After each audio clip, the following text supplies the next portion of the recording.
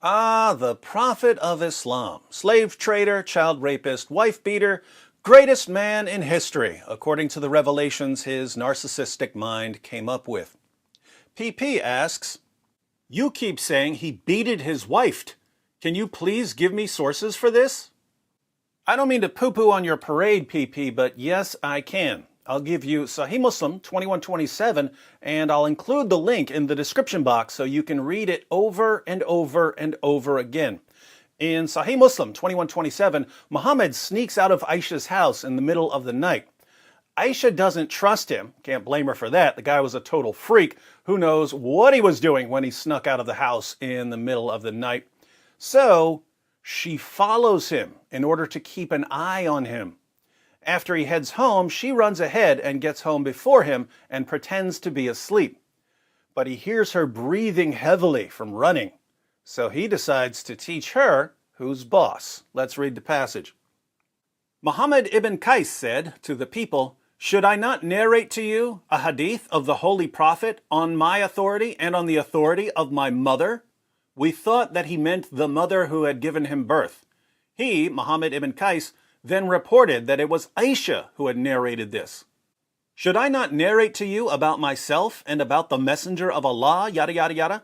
We said, yes. She said, when it was my turn for Allah's messenger, yada yada yada, to spend the night with me, he turned his side, put on his mantle, and took off his shoes and placed them near his feet, and spread the corner of his shawl on his bed, and then lay down till he thought that I had gone to sleep.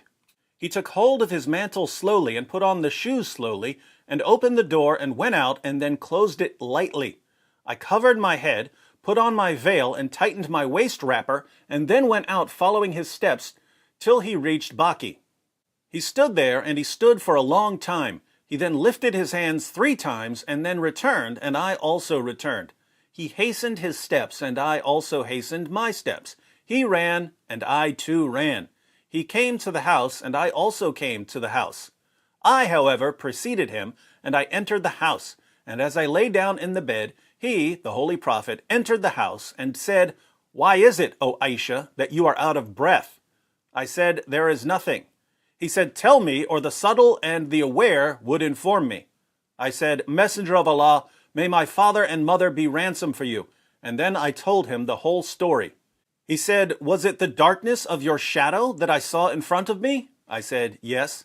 He struck me on the chest, which caused me pain, and then said, did you think that Allah and his apostle would deal unjustly with you? He struck me on the chest, which caused me pain. He struck me on the chest, which caused me pain.